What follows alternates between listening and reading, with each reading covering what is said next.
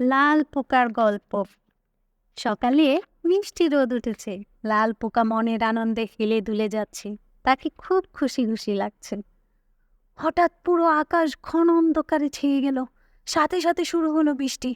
বড় বড় ফোঁটায় লাল পোকা ভিজে যাচ্ছে। বৃষ্টি থেকে বাঁচার জন্য সে কি করবে এখন? কোথায় লুকাবে?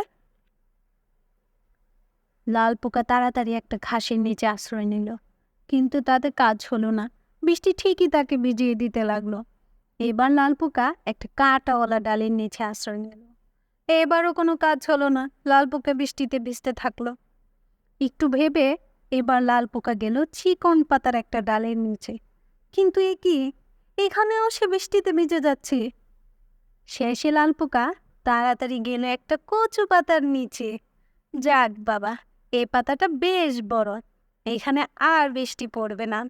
দৌড়ে দৌড়ে ক্লান্ত লাল পোকার চোখে রাজ্যের ঘুম নেমে এলো। ঘুমিয়ে ঘুমিয়ে সে স্বপ্ন দেখলো বন্ধুদের সাথে মজা করে খেলছে। আহ, কি আনন্দ! বৃষ্টি শেষে ঝকঝকে রোদ উঠেছে। লাল পোকা মনের আনন্দে বাড়ি ফিরছে।